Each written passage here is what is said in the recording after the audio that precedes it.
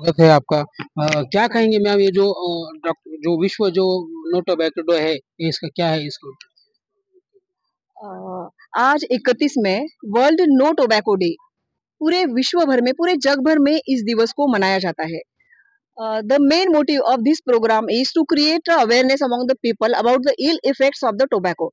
तंबाकू की वजह से जो खतरनाक जानलेवा बीमारियां हो रही है, तो उसके प्रति लोगों के बीच में अवेयरनेस जागरूकता फैलाए, इसी के लिए और ये स्पेशल डे आज मनाया जाता है। ये नशा क्या होता है और किस चीज से होता है, ये क्या ये कहेंगे? नशा जो है, इसको ये एक मन की एक रिपीटेशन है, मतलब कोई भी चीज करने को उस व्यक्ति को बार बार लगता है, ये चीज करने का मन, जो रिपीटेशन है इसको एडिक्शन या नशा बोलते हैं। बार बार उसको वो चीज उससे उसको प्लेजर मिलता है, खुशी मिलती है, लेकिन उसको ये नहीं पता कि ये कितने समय के लिए है, ये कुछ पल के लिए होती है एक्चुअली। अच्छा, ये इसके जो दुष्परिणाम वगैरह कुछ होते हैं क्या? हाँ, तंबाकू देखो, आजकल तो सभी को अवेयरनेस है, लेकिन लोग जानते हुए भी एडिक्शन के शिकार हो रहे हैं। क्योंकि लोग नशा इसलिए करते हैं, इसके 2-3 कारण हैं। सबसे पहला कारण जो है ना इसका, वो है जो तंबाकू में निकोटीन होता है, वो हाइली एडिक्टिव सब्सटेंस है। और ये जब व्यक्ति व्यसन करता है, जब तंबाकू का सेवन करता है, तो इससे वो डोपामाइन रिलीज होता है, ये बहुत जल्दी ब्लड में अब्जॉर्ब हो जाता है, और डोपामाइन रिलीज होता है, जो ब्रेन है ये हमारा केमिकल रिलीज करता है, और इसकी वजह से जो तंबाकू का सेवन करता है उसको बड़ी अच्छी और रिलैक्स फीलिंग आती है।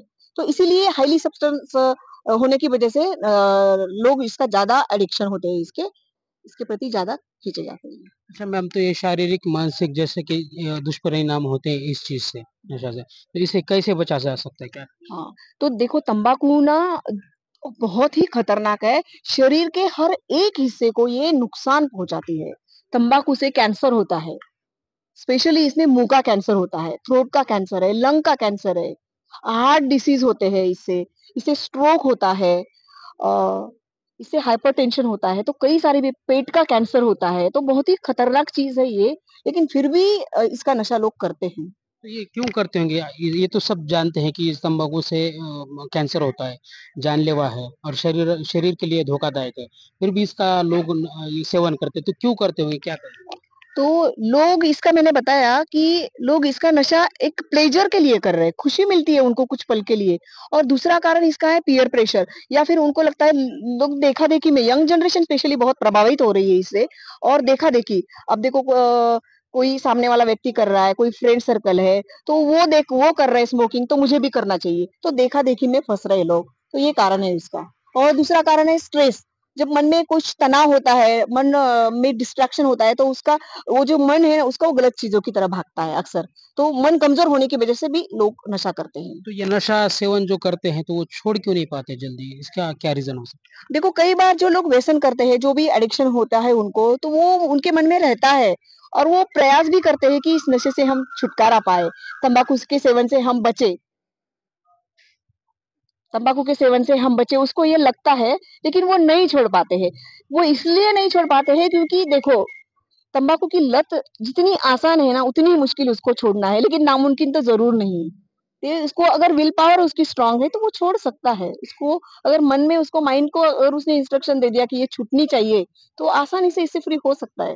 लेकिन विल पावर कम होने की वजह से, मन कमज़ोर होने की वजह से, उसकी सोच में एक नेगेटिविटी होने की वजह से वो नहीं छोड़ पाता है नशा को।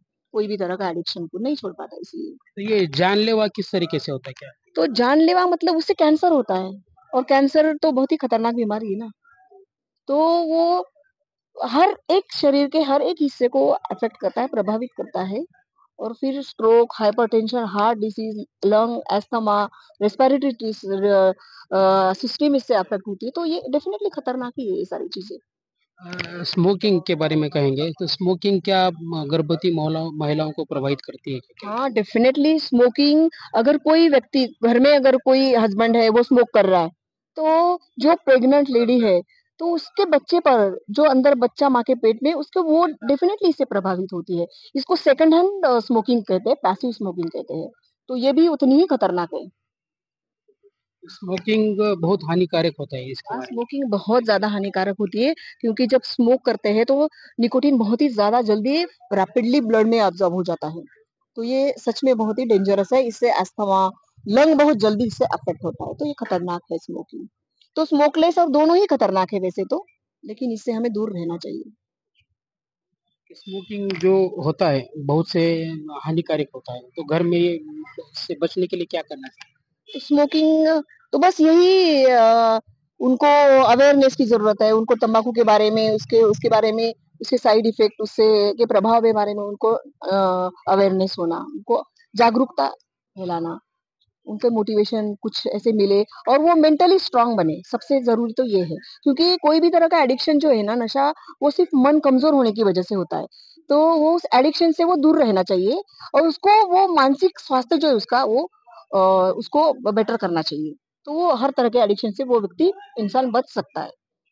ये पैसिव स्मोकिंग क्या होता है? तो पैसिव स्मोकिंग मतलब अगर कोई व्यक्ति स्मोक कर रहा है, सपोज़ आप बैठे हो मेरे सामने, आप स्मोक कर रहे हैं, तो आपकी जो स्मोकिंग की वज़ह से जो मुझे नुकसान होता है, तो उसको सेकंड हैंड स्मोकिंग या फिर पैसिव स्मोकिंग उसको कहते हैं। यानी स्मोकिंग करने वाले के कॉन्टैक्ट में जो दूसरे पर्सन आ रहे हैं, उसको सेकंड हैंड स्मोकिंग ये भी उतनी ही डेंजरस होती है।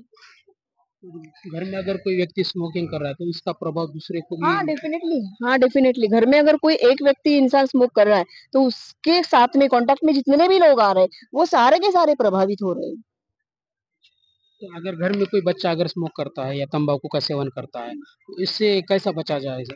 तो घर में अगर कोई बच्चे हैं या फिर कोई व्यक्ति अगर तंबाकू का सेवन कर रहा है या फिर कोई भी तरह का एडिक्शन है, तो मुझे ऐसे लगता है उनकी जो लाइफ़स्टाइल है उसमें उनको बदलाव लाना चाहिए। अच्छे ज्ञान की बातें, नॉलेज और थॉट के उसको माइंडसेट चेंज करना चाहिए। उसको बताना चाहिए इसके इल इफ़ेक्ट्स के बारे में कि इससे बचना चाहिए, ये बहुत हानिकारक है। उस बच्चे को समझाना चाहिए। उसके प्रति नॉलेज और अवेयरनेस की ज़रूरत है। और उसको मेंटली स्ट्रांग बनाना चाहिए। आजकल हर एक बच्चे को मैं ये कहना चाहूँगी या यंग जनरेशन को कि वो मेंटली बहुत स्ट्रांग बने। आज के दिवस के मौके पर आज आप क्या मैसेज देना चाहेंगे ऑडियंस को, जनता को और खासकर युवाओं को? मेरा स्पेशल मोटिव यही है इस देश के युवाओं को कि इस यंग जनरेशन को कि वो जितना हो सके इस एडिक्शन से वो दूर रहे और उनका जो मानसिक स्वास्थ्य है, वो डेफ़िनेटली उसमें सुधार लाए क्योंकि एडिक्शन का कहीं डीपर लेवल का भी एडिक्शन हो तो उसका कनेक्शन माइंड से ही है, मन से ही है, मैंने पहले भी बताया क्योंकि मन अगर आपका कमज़ोर है, माइंड का डिस्ट्रैक्शन हो रहा है, नेगेटिविटी है, सबकी आज देखो तो हर एक के लाइफ़ में स्ट्रेस फैक्टर जो है ना बहुत बढ़ रहा है। और सबसे बड़ा नशे का कारण यही है। तो मैं उन यंग जनरेशन को या फिर सबको यही मैसेज देना चाहती हूँ कि स्ट्रेस को वो कम करे और स्पिरिचुअलिटी का वो सहारा दे। क्योंकि स्पिरिचुअलिटी एक ऐसा माध्यम है जिस पर चलकर हम अपने आप को बहुत ही मेंटली स्ट्रॉन्ग बना सकते हैं और अपने माइंड को मानसिक स्वास्थ्य को बहुत जल्दी हम मतलब सुधार सकते हैं। और हम हमारी जीवन शैली में, लाइफ़स्टाइल में तो स्पिरिचुअलिटी एक अध्यात्म एक ज़रिया है अपने जीवन को श्रेष्ठ बनाने का।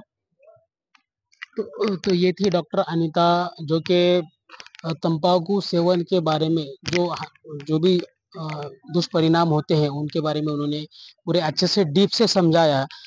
आजकल जो युवा वर्ग के ऊपर जो आजकल ये जो सेवन करने का जो बढ़ रहा है, उसके लिए किस तरीके से बचा जाए, इसके ऊपर उन्होंने अभी बात की है और समाज में यह इसी तरीके से लोगों को मैसेज देते हैं, कार्यशाला जो बोलते हैं वो करते हैं और लोगों के अंदर मोटिवेशन स्पीच देते हुए लोगों को जागरूकता फैलाने का काम यहाँ पे करते हैं। तो विश्व जागतिक तंबाकू निषेध दिवस के ऊपर हमें विस्तृत जानकारी आज हमें मिली है। कैमरा पर्सन अनिल के साथ मोमिन हारून, न्यूज़ फर्स्ट, लातूर।